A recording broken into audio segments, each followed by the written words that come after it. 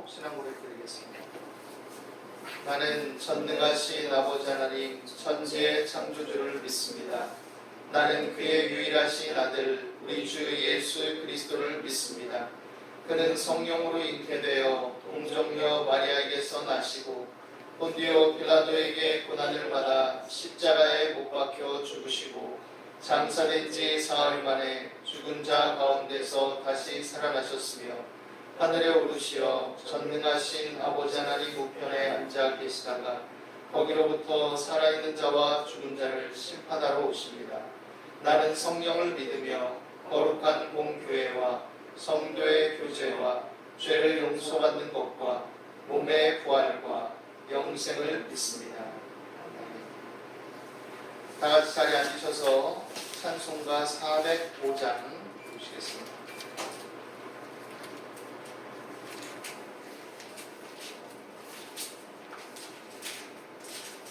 405장입니다. 주의 친절한 발에 안기세 우리 마음이 평안하리니 항상 기쁘고 복이 되겠네. 영원하신 발에 안기세 주의 발에 그 크신 발에 안기세 주의 발에 영원하신 발에 안기세 날이 갈수록 주의 사랑이 그 광명하게 비치고 전성 가는 길 편히 가리니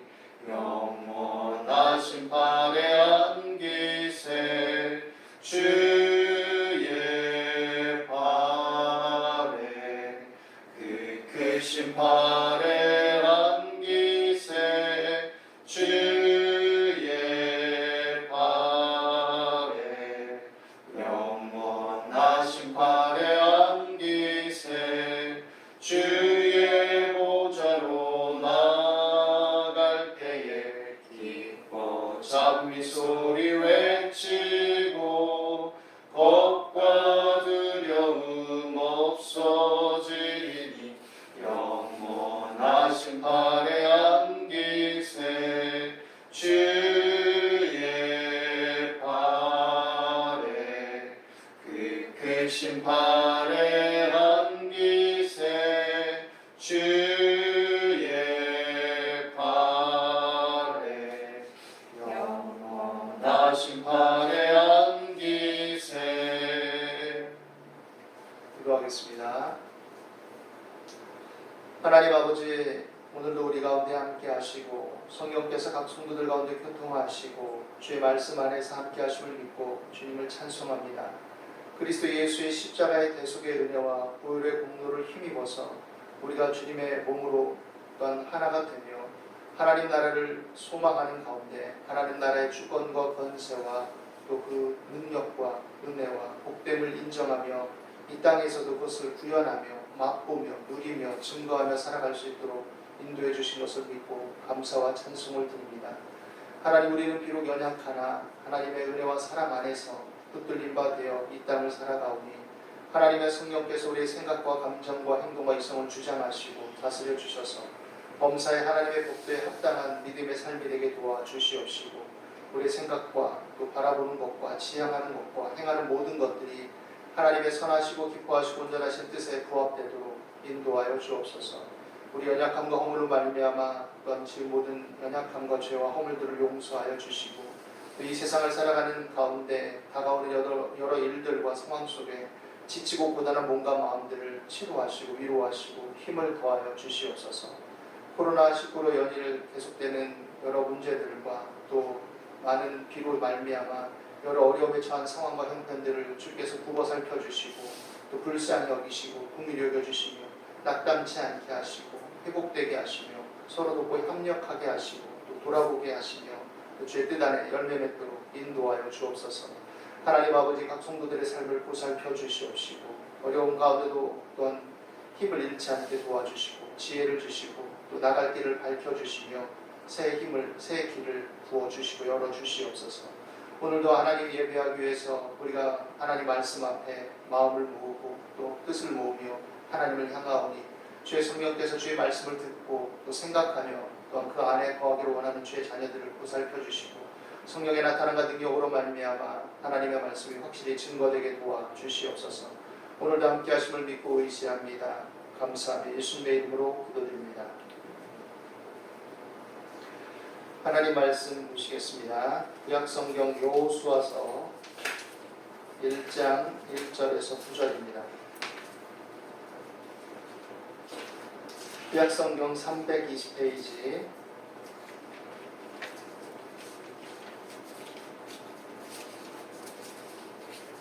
여호수아서 1장 1절에서 9절입니다. 같이 읽겠습니다. 여호와의 종 모세가 죽은 후에 여호와께서 모세의 수종자 눈의 아들 여호수아에게 말씀하여 이르시되 내 종 모세가 죽었으니 이제 너는 이 모든 백성과 더불어 일어나 이 요단을 건너 내가 그들 곧 이스라엘 자손에게 주는 그 땅으로 가라. 내가 모세에게 말한 바와 같이 너희 발바닥으로 밟는 곳은 모두 내가 너희에게 주었노니 곧 광야와 이 레바논에서부터 큰 강 곧 유브라데 강까지 해 족속의 온 땅과 또 해 지는 쪽 대해까지 너희의 영토가 되리라. 내 평생에 너를 능히 대적할 자가 없으리니 내가 모세와 함께 있었던 것 같이 너와 함께 있을 것임이니라. 내가 너를 떠나지 아니하며 버리지 아니하리니 강하고 담대하라. 너는 내가 그들의 조상에게 맹세하여 그들에게 주리라 한 땅을 이 백성에게 차지하게 하리라. 오직 강하고 극히 담대하여 나의 종 모세가 내게 명령한 그 율법을 다 지켜 행하고 우로나 좌로나 치우치지 말라. 그리하면 어디로 가든지 형통하리니 이 율법책을 내 입에서 떠나지 말게 하며 주야로 그것을 묵상하여 그 안에 기록된 대로 다 지켜 행하라. 그리하면 내 길이 평탄하게 될 것이며 내가 형통하리라. 내가 내게 명령한 것이 아니냐. 강하고 담대하라. 두려워하지 말며 놀라지 말라. 내가 어디로 가든지 내 하나님 여호와가 너와 함께 하느니라 하시니라.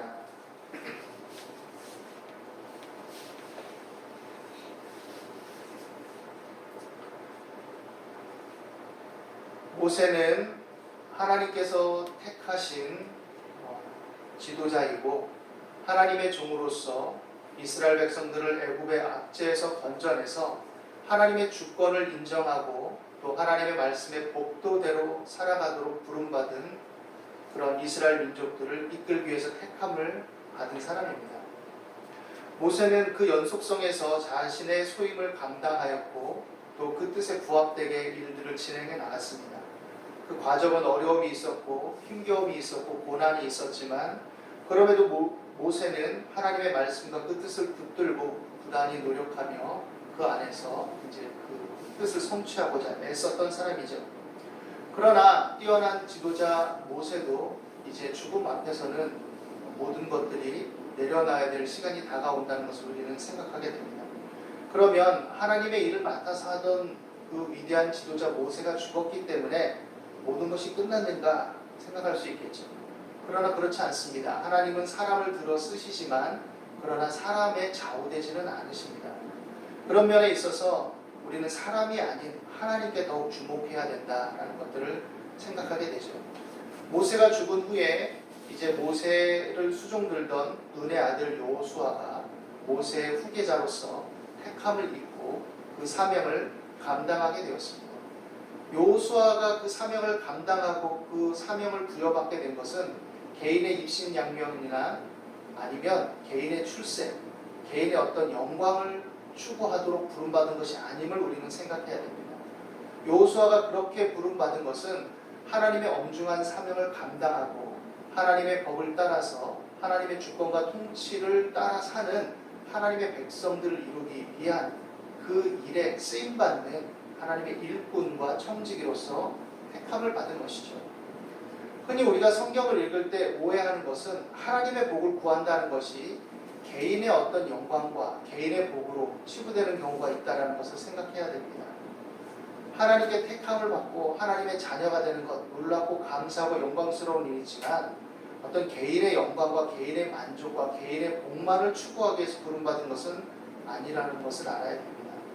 그러면 그것은 무엇이냐? 더 중요한 것, 하나님께서는 각 개인을 다루시고 각 개인을 구원하시고 각 개인을 들어 쓰시고 각 사람의 개성과 형편에 맞게 대하시지만 그럼에도 불구하고 무엇을 요구하시느냐? 이웃, 관계, 공동체성을 중심에 두고 각 사람을 택하시고 부르신다는 것을 생각해야 됩니다. 여호수아에게 주어진 귀중한 사명, 여호수아에게 늘 너와 함께 하겠다. 네가 모세에게 주었던 그 율법을 따라서 자로나 오로나 치우치지 않고 그 율법을 따라서 하나님의 뜻을 실행해 나갈 때 내가 너를 결단코 버리지 않고 떠나지 않겠다. 너와 함께 하겠다 하신 약속은 결국 누구를 향한 약속이냐면 이스라엘 전체를 향한 약속입니다. 그것은 여호수아에게 하는 요구이기도 하지만 여호수아와 더불어서 이스라엘 백성들 전체에게 하는 요구이기도 합니다. 너희가 하나님의 율법을 사랑하고 하나님의 율법을 따라서 하나님의 뜻을 준행하며 하나님의 주권을 인정하는 삶을 살 때 내가 너희들을 결단코 버리지 않고 떠나지 않고 사랑하고 지키겠다라는 것이죠. 가나안 땅을 이스라엘 백성들에게 주시기로 작정하시고 이끄신 이유가 무엇입니까? 그것은 가나안의 죄악 때문입니다.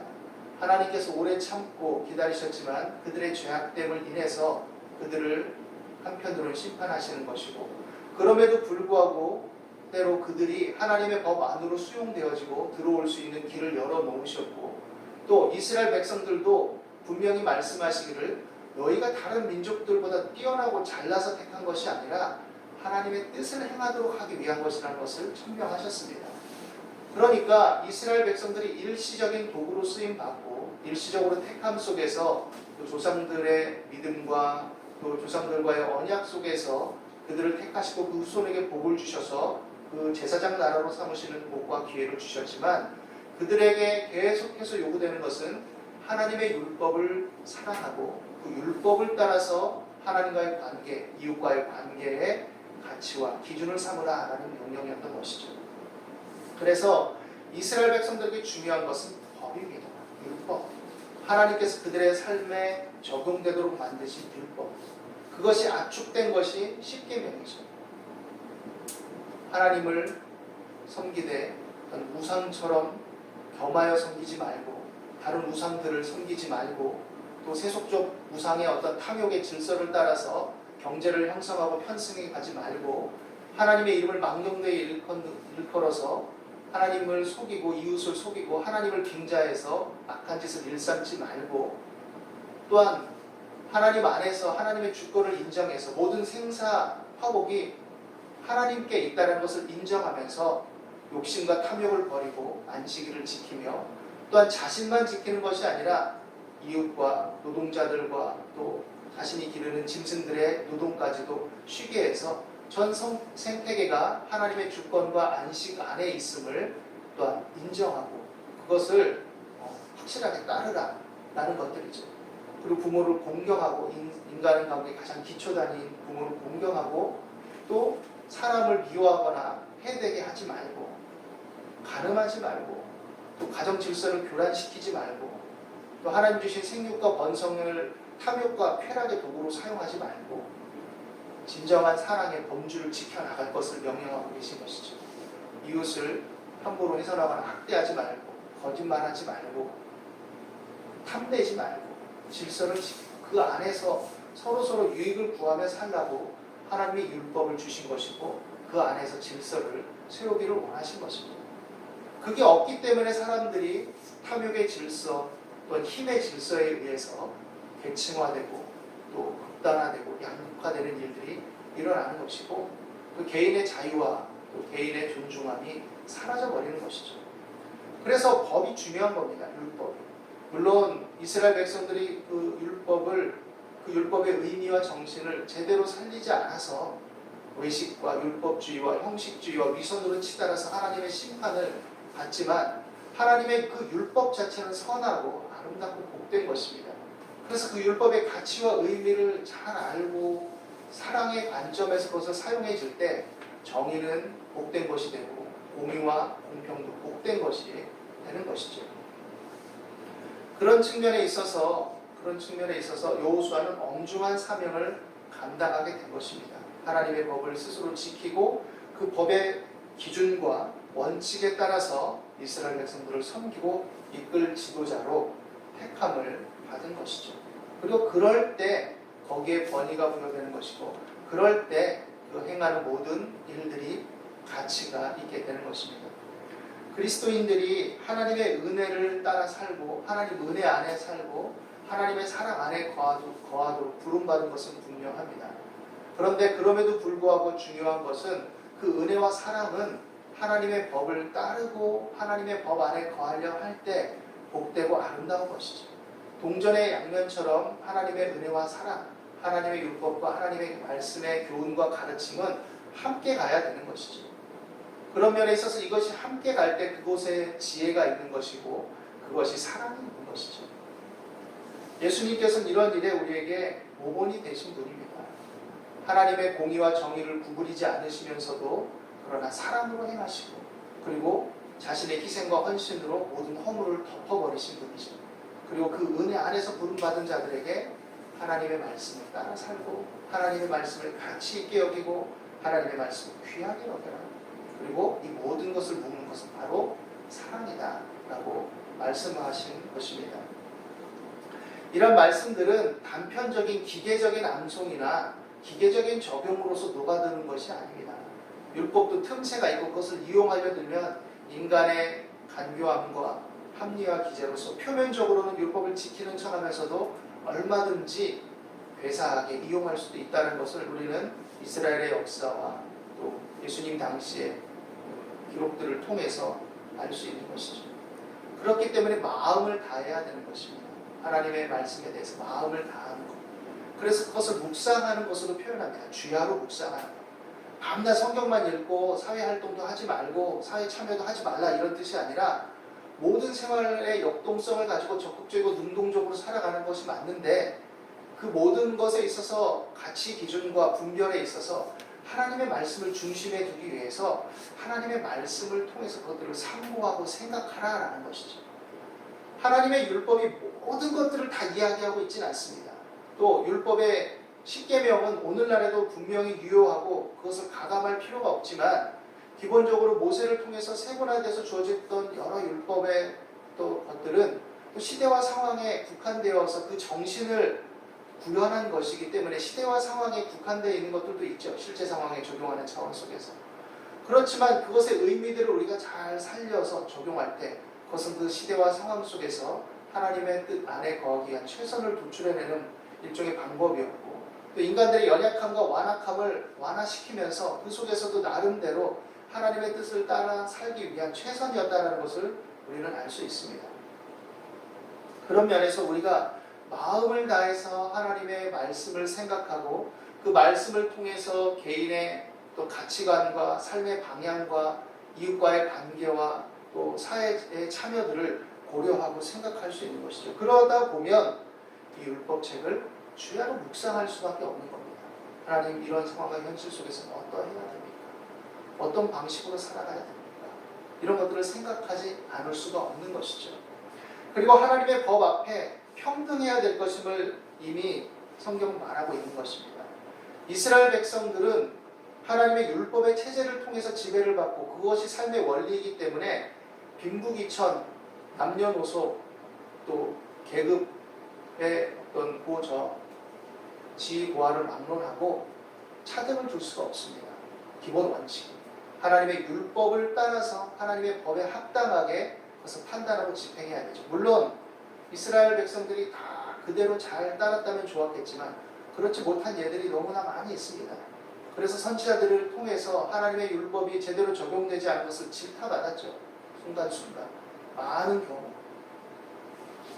고아와 과부의 재산을 함부로 탈취하고 임금을 제때 주지 않아서 하루 일당으로 먹고 사는 사람들이 먹을 것이 없어서 고통하게 만드는 것들에 대해서 질타하고 또 많은 돈을 벌어들인 것을 하나님이 주신 복이라고 그냥 기계적으로 대입해가지고 그것을 자랑하고 떠들면서 재물만 많이 바치면 된다는 식으로 묻는 자들에게 열렬하게 성토하고 그들을 가차없이 가혹하게 비판하죠.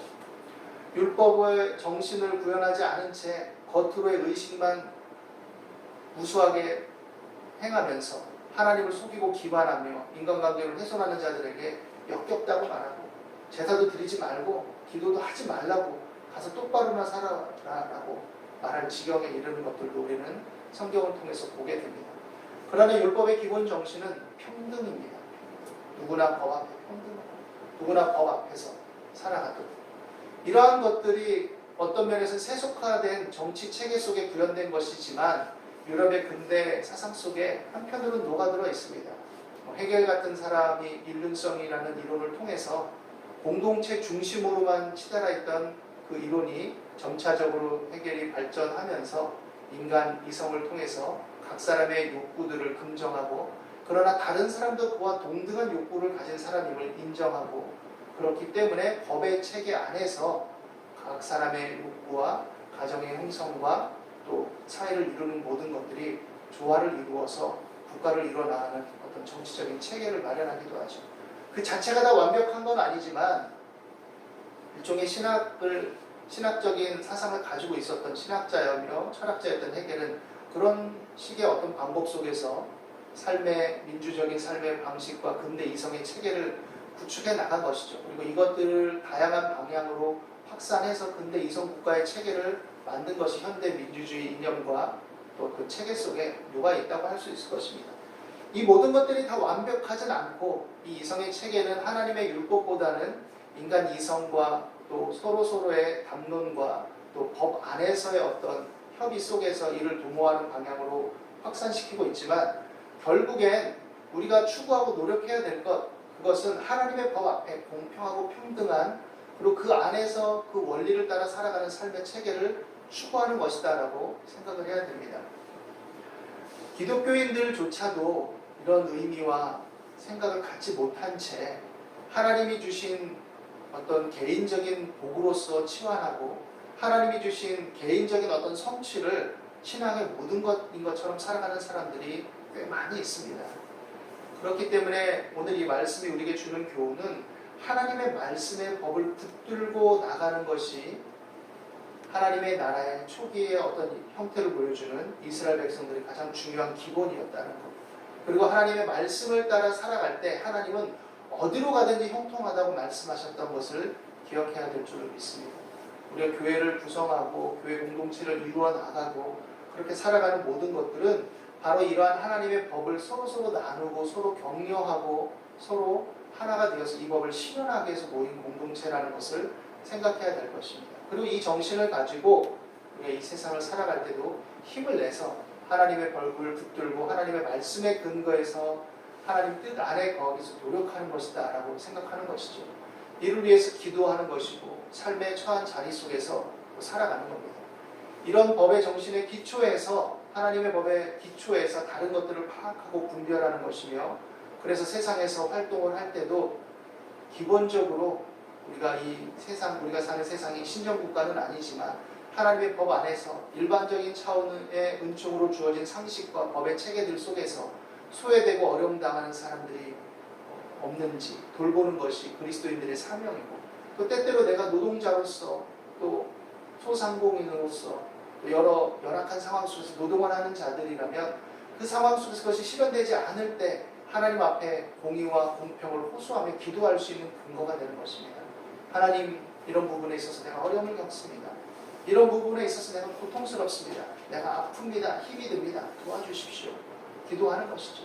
어떻게 보면 그것이 막막하고 기도만으로 해결될 수 있을까 싶지만 그것 또한 자신의 아픔과 고통을 토로함과 동시에 하나님의 도움을 구하는 것입니다. 그리고 교회라면 또 교회 공동체라면 내 주위에 있는 그러한 성도와 이웃을 돌아보면서 그것들을 해결하기 위해서 함께 힘쓰고 노력하고 또 그런 체계를 마련하기 위해서 주어진 범주 내에서 함께 힘쓰고 또 연합하고 이런 것이, 이런 연대와 그 책임을 다하고 함께하는 것이 그리스도인의 사명이라고 할 수 있을 것입니다. 하나님의 말씀, 모세가 죽어도 여호수아가 죽어도 하나님의 말씀은 남습니다. 이스라엘 백성들이 심판을 받아서 남북이 쪼개지고 북이스라엘이 멸망하고 남유다가 바벨론의 포로로 잡혀가고, 이런 상황 속에서 시편 기자는 하나님께서 왕권의 영원함을 약속하셨고 복됨을 약속하셨는데 다 끝났습니다. 하나님, 다윗의 언약은 어디 있습니까? 죽었습니다. 끝났습니다. 하나님이 다 내팽겨 쳐버리셨습니다.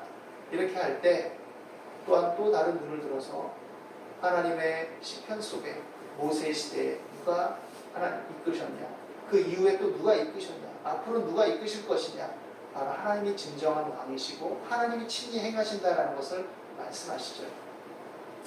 우리는 때때로 우리가 의지하던 사람, 환경, 물질 이런 것들이 다 끊어져 버릴 때 갈피를 못 잡고 모든 것이 끝났다, 이제 종결되었다, 갈 길이 막막하다, 할 수 있는 힘이 없다라고 말합니다.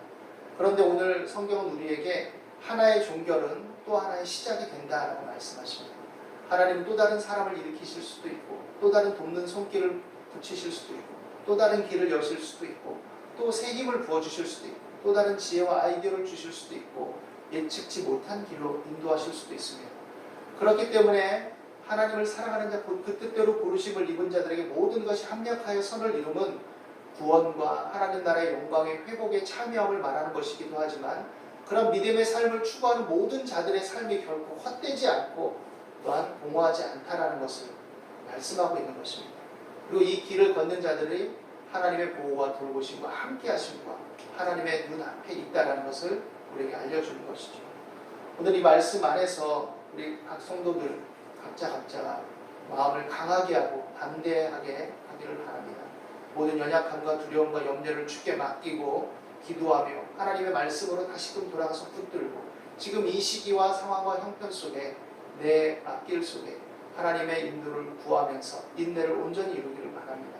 그리고 그 안에서 하나님의 도우심을 구하며 나아갈 때 하나님께서 합력하여 선을 이루시고 과연 하나님이 함께 하시고 붙들어 주시고 위로하시고 힘주시는 것을 경험하게 될 것입니다.